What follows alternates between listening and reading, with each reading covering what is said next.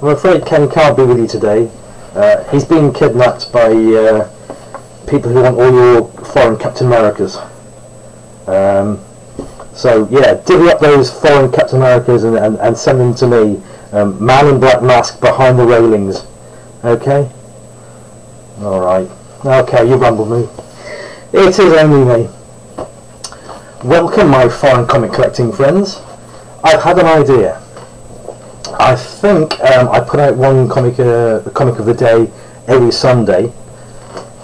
I do it with all my other friends on different days of the week in the FCC community. And I also put out vlogs. Now those come out far too frequently, I think. A bit like this one today. But I've tied this one today in with today's comic of the day because it is Sunday, 16th of April 2017. And the comic of the day is, apologies for my pronunciation, Capitao America, Thor and Homem De Ferro.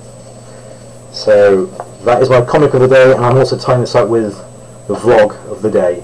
So hopefully every Sunday you'll get a comic of the day, and maybe twice a month I'm going to tie that in with like a vlog of the day sort of thing, concentrating a little bit more, but not too much, on that day's comic. Now the guy to delve into history of the comics for our wonderful FCC group is Matt Roybal. He really digs deep into the history. Unfortunately, I'm not like that. I tend to go on the shock and awe of these damn things coming through the mailbox and me going, my God, look at that! Such as this one! That's just the way it goes, my friends, which is why my vlogs are so short. It's me going, my God, look at that! I'm always in awe of them. So the thing to do is, am I going to actually get every single one of my foreign Captain America comic collecting slab, or should I just concentrate on the keys? That's a question I'm still wrestling with. Not quite sure which way to go with that for reasons I can't really say at the moment. But yeah, love foreign comics, always going to be collecting them. Can't say too much more. We shall see what the future brings, eh? So another little thing that's been brought to mind with these early editions, this one was brought out in '71, is that sometimes, and you've got to think, Brazil, it's a hot, humid country. The staples tend to just rust straight out the books, so the books end up with staples missing. And that's only been brought to light today as well by one of my colleagues. It's just one of those things, unfortunately. It's whether, what do you do? Is it going to affect the grade much? Is it going to affect price much? Well, possibly, yeah, but then again you've got to think it matters down to the specific book you're collecting and whether that book is very scarce or not.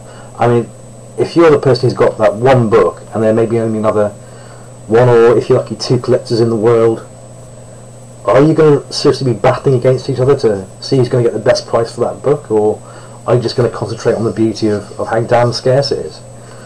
I tend to fall into the latter. I'm not really too bothered about how much these things are worth. I don't care, I've spent a little amount of money on these, and I've spent a fair bit of amount of money on these. They all bring me equal joy.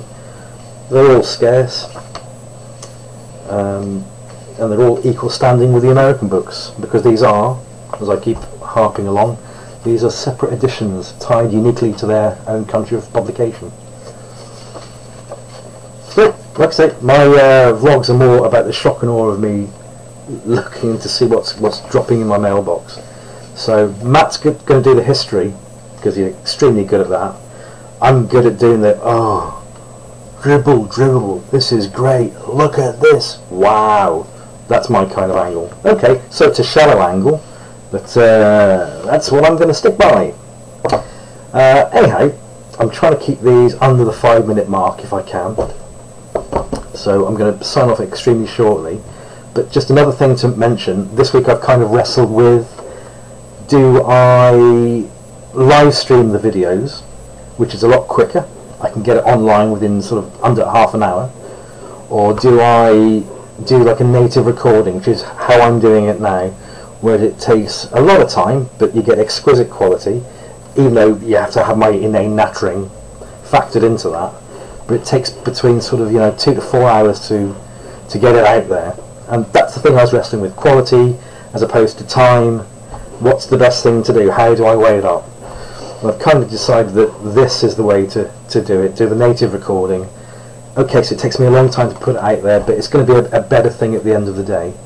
You know, for you to see an Englishman just whittle and rattle on about the subjects that might not hold your interest much, but that's the way it is. I want you to get my boring ramblings out, or rather, I want you to receive my boring ramblings in the best quality possible.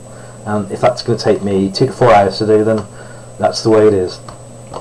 Anyhow, guys, thanks for watching, and see you on the flip side. Yeah, that'll do. Bye.